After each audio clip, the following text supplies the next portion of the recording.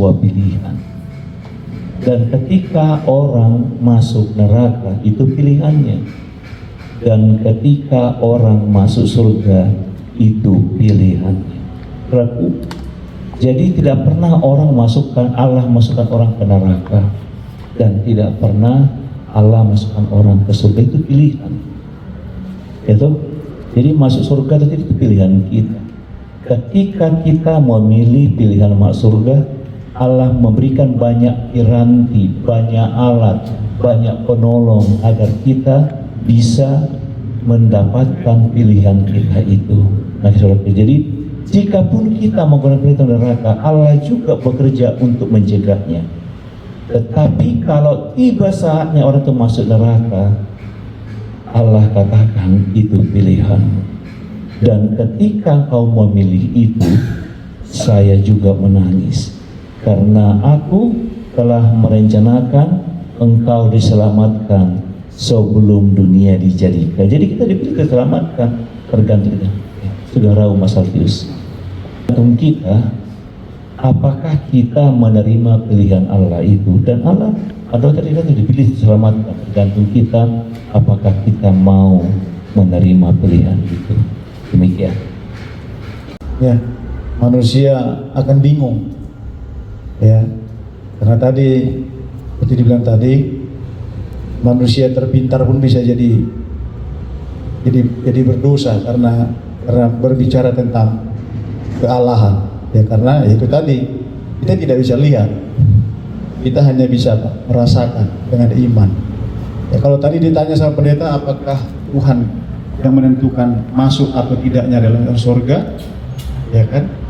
Ya, itu pilihan itu sudah ada sejak di surga juga sudah ada, ya kan? Kan Tuhan membiarkan Lucifer untuk jatuh dalam dosa karena pilihannya dia, ya kan? Nah, sebenarnya pertanyaan-pertanyaan yang ada di pikiran kita ini itu semuanya bisa terjawab kalau kita rajin membaca tulisan Roh Nubuat.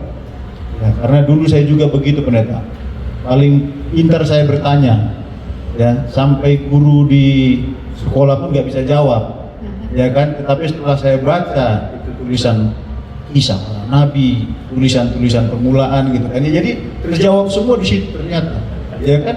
Dari mana asal mulanya dosa, kenapa begini? Jadi sebenarnya makanya saya bilang tadi tentang Allah kita tidak boleh memakai logika, kan? Tetapi orang akan lebih yakin kalau dia mengalami suatu perubahan daripada apa yang dialami, ya kan? Kalau saya mau bicara tentang kuasa Tuhan dengan ini, coba pernah nggak saudara merasakan, membayangkan bagaimana itu? Saya kemarin baru terpikir, bagaimana ceritanya saya di atas pesawat, ya, di atas pesawat, Di dalam pesawat. Iya, di dalam pesawat, ya, di dalam pesawat, tapi saya di atas, ya kan, artinya pesawat di atas, ya. Nah, kalau mata kita memandang ini seperti awan itu, kita lihat awan, ya kan, kita lihat awan, saya berpikir-pikir, bagaimana kuasa Tuhan bisa tidak jatuh itu awan? Juga ada menggantung. Ya kan, lalu hujan, tapi nggak jatuh, karena kalau saya perhatikan seperti kemarin saya turun di Soekarno-Hatta, ya, itu kan kalau antar sekarang bandara itu kan diinstruksikan oleh di semua negara, kalau boleh bandara itu mau landing dia harus di atas laut, ya, harus di bawah laut kan gitu kan, ya, jangan di darat.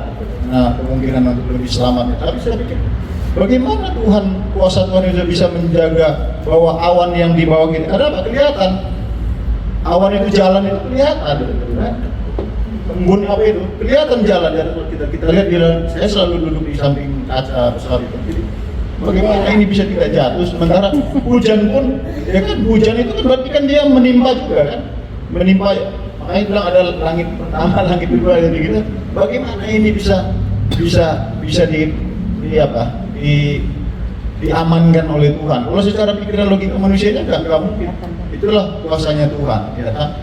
Tapi kenapa tadi dibilang bahwa Tuhan tidak menentukan kita selamat atau tidak? Ya karena tadi ada dua kuasa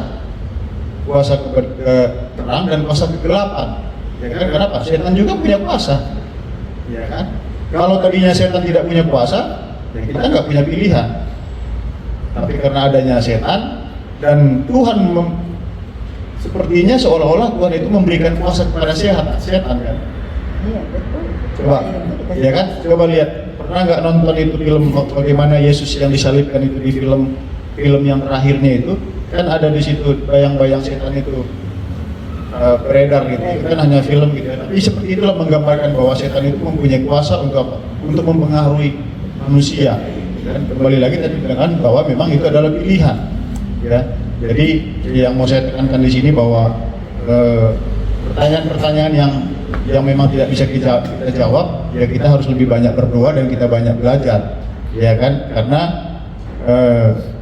kalau orang berbicara tentang agama, ya, sekarang orang nggak mau percaya agama mana yang benar, agama mana yang mau ini, nggak orang bingung sekarang, ya. Di Eropa banyak sekarang umat-umat Tuhan, artinya yang Nasrani, Kristen, meninggalkan gerejanya, ya. Di Belanda sekarang gereja sudah kosong, ya. Sama seperti penjara juga, penjara sudah kosong di Belanda, ya. Di negara-negara Eropa banyak yang kosong itu. Gereja-gereja juga. Kenapa mereka sudah meninggalkan itunya? Karena bagi mereka seperti biasa-biasa saja, nggak ada kemajuan dalam beribadah. Akhirnya mereka mengikuti pola hidup sekularisme, ya kan? Di mana mereka aja, suka-sukanya mereka aja, gitu, ya kan? Jadi kita harus lebih berhati-hati ya, dengan doktrin-doktrin maupun ajaran-ajaran yang saat ini sudah banyak berkembang. Dan yang lucunya bukan hanya di kota, di kampung-kampung juga sekarang ini sudah masuk itu aliran-aliran yang memang bisa membawa umat-umat Tuhan bisa memang goyah. Ya, jadi biarlah kita tetap kita dekatkan hati dan pikiran kita untuk boleh tetap bersandar kepada Tuhan. Mungkin itu yang saya bisa tambah. Pertanyaan bahwa seolah-olah Tuhan itu menentukan sebagian orang untuk masuk surga dan sebagian tidak karena ada ayatnya, sedangkan Alkitab itu tidak ada satupun ayat yang bertentangan satu dengan yang lainnya. Kalau begitu, apa maksudnya daripada ayat ini? Ternyata maksud daripada ayat ini, kalau kita pahami dengan betul-betul, itu tidak bertentangan dengan ayat yang mengatakan bahwa Tuhan menghendaki semua orang selamat. Karena ayat ini yang dimaksud takdir adalah bukan Tuhan telah menetapkan, telah menakdirkan dia masuk surga apapun yang terjadi, yang ini masuk neraka apapun yang terjadi, bukan seperti itu. Tetapi itu artinya adalah Tuhan memutuskan terlebih dahulu, ya, akan apa yang dia sudah lakukan, yaitu menciptakan manusia dengan adanya pilihan. Jadi Tuhan sudah membuat antisipasi. Nih, kalau manusia ini nanti jatuh dalam dosa, maka saya harus membuat penebusan. Saya harus melakukan jalan keselamatan. Itu yang dimaksud dengan Efesus 1 ayat 9 sampai 11. Dengan demikian, maka tidak ada yang bertentangan antara ayat Alkitab yang satu dengan yang lainnya, dan kita mengambil satu kesimpulan bahwa keselamatan itu ditawarkan kepada kita, tetapi pilihan ada pada kita.